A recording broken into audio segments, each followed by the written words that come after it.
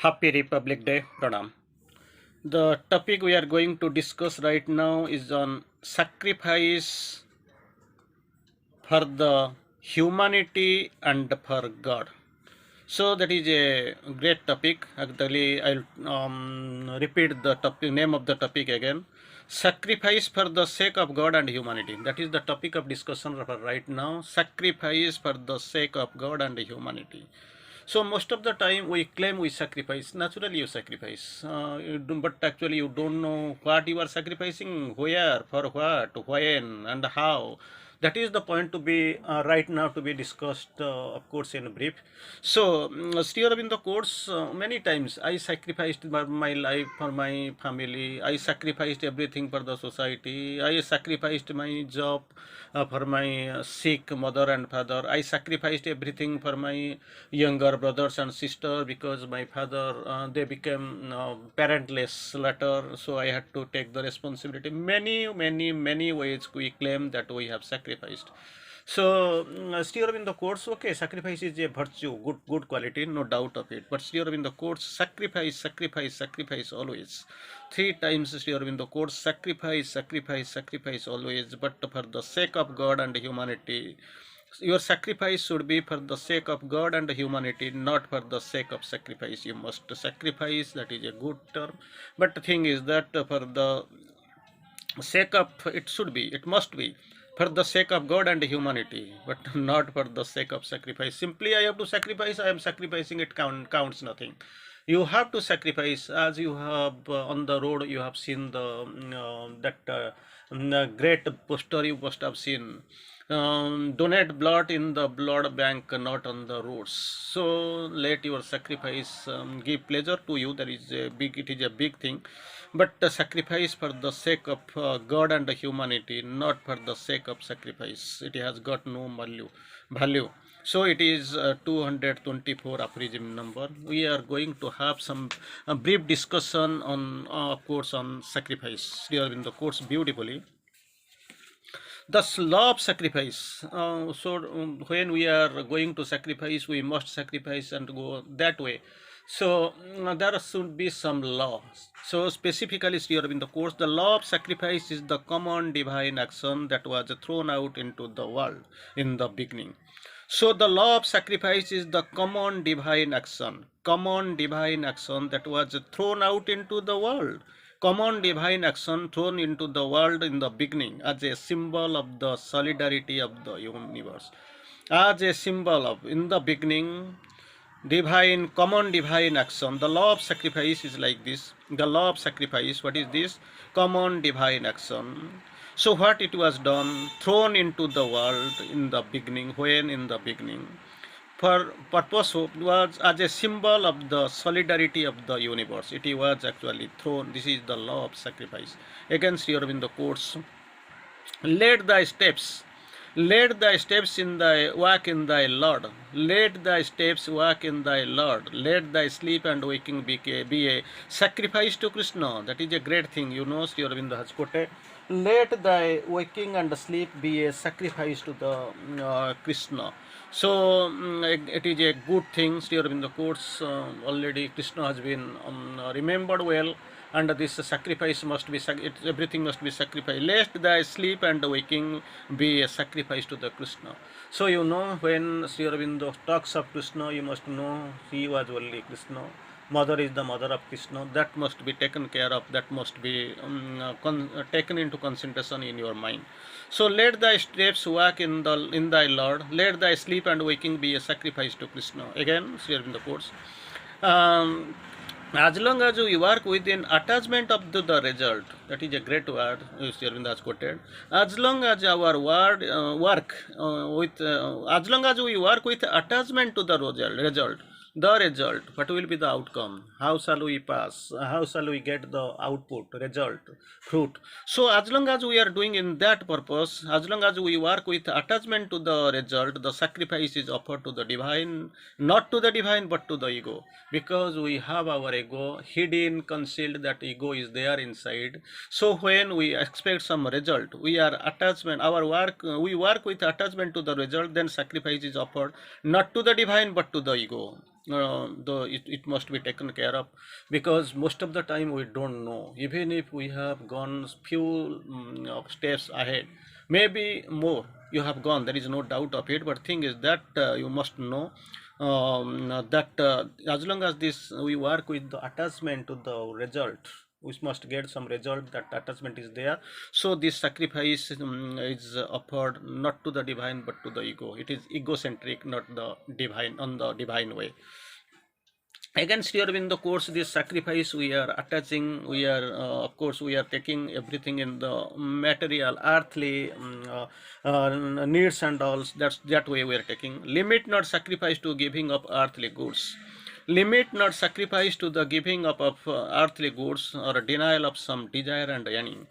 Don't limit it into both of these. Number one, limit not thy sacrifice. You don't limit your sacrifice to the giving up of earthly goods. Only sacrifice, I want to sacrifice to the giving up, I must leave the earthly goods, or denial of some desires and yearnings. Some desires are there, some yearnings are there, I want to give up. No, that denial is not also sacrifice. But let every thought, every work, every enjoyment, three things here in the course: every thought, every work, every enjoyment be an offering to God within thee, not to the God sitting, being seated in the temple or mosque or in the church, wherever you find, or gurudwara or whatever you find.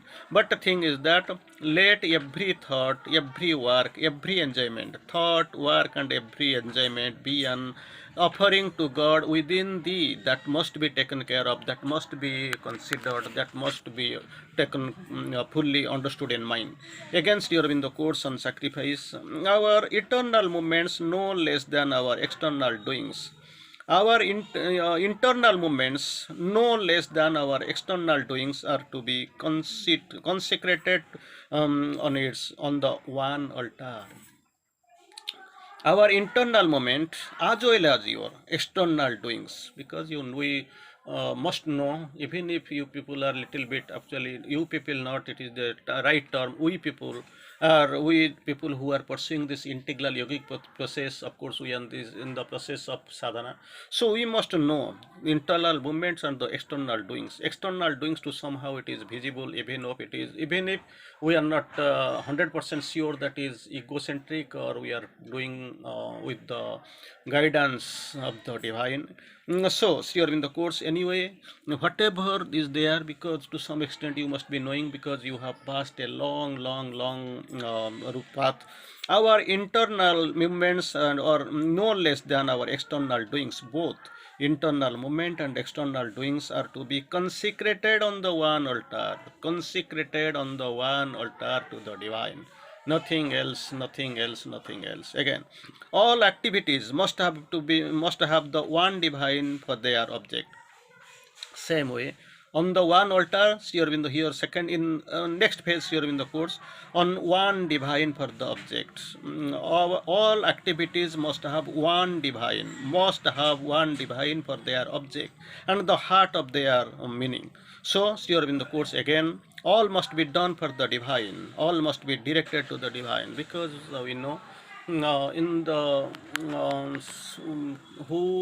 people who really are sticking to the spiritual path, for them only thing, the beginning is divine, the middle is divine, the goal is divine. Nothing but the divine. So even if you try to consecrate, surrender, you give up, or you try to this sacrifice, everything must be directed for the divine. Here that is a beautiful line from a beautiful explanation from Sri Aurobindo. All must be done for the divine, all must be done for the divine, all must be directed to the divine.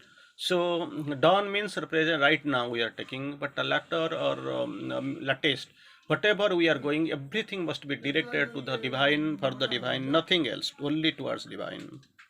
All true love, all sacrifice are in the and their essence, nature's contradiction of the primary egoism and its separative error. So most of the time we don't know, we don't feel, we don't realize, we don't actually consider That calculation is also full of errors, we know. All true love and all sacrifice, both the things, all true love and all sacrifice are in their essence what they are, two things. True love and the sacrifice both are in their essence nature's contradiction of the primary egoism and in separative error. Primary egoism and the separative error both are egocentric, no doubt of it, you must consider. So primary egoism and its separative error. Primary egoism there, and the egoism, the characteristic of egoism is separative. So separative error. So all true love and all sacrifice are in their essence nature's contradiction of the primary egoism and the separative error. So we must know that it is one side primary egoism and separative error in one side, and true love and all sacrifice in another way. So this is obverse and reverse with respect to the nature.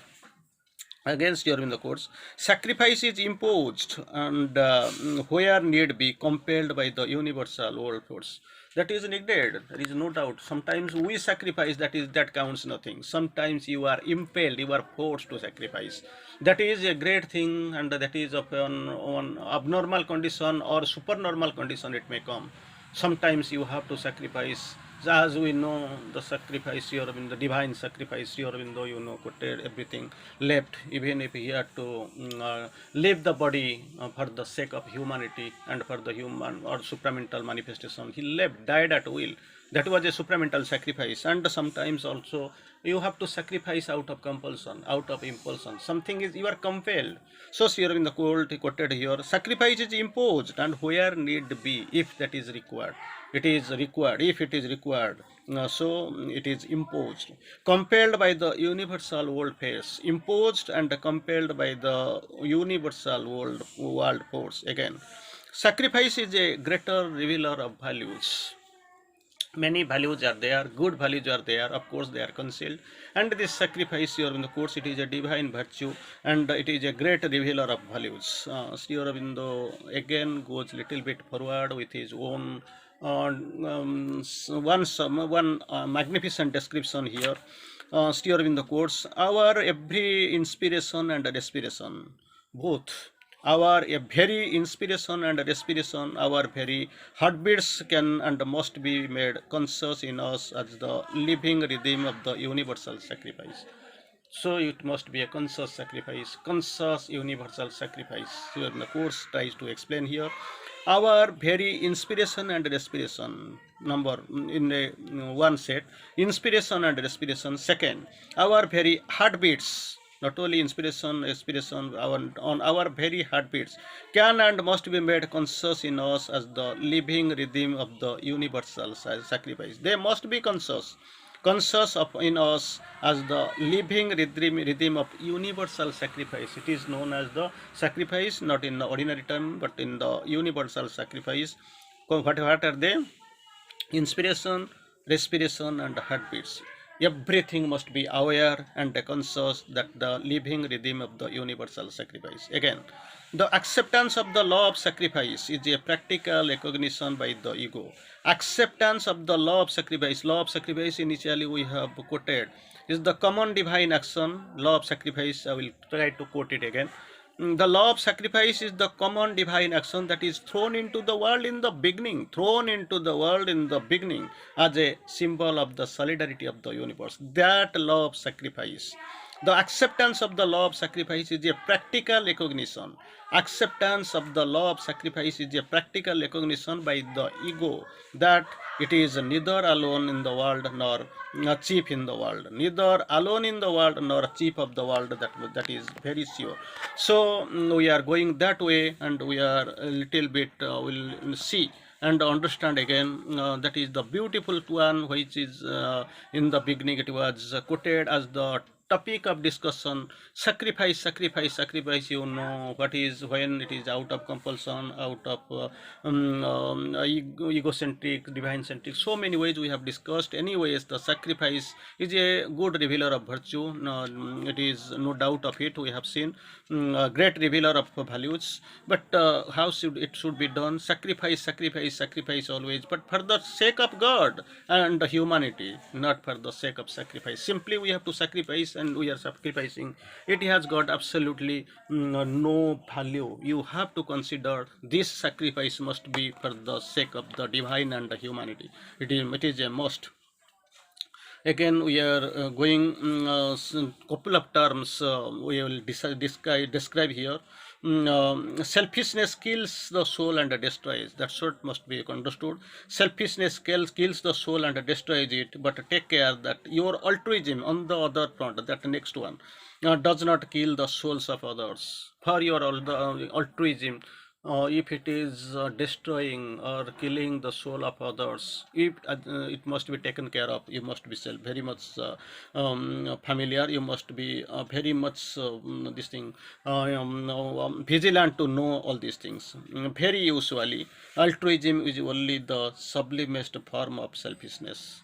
Thing is that very much it looks almost opposite, naturally opposite, but thing is that if you are very much subtle and if you are very much considerate and aware, you must know very usually altruism is only the sublimest form of the selfishness. Anyway, it is time to stop here. Happy Happy Republic Day. Vande Mataram.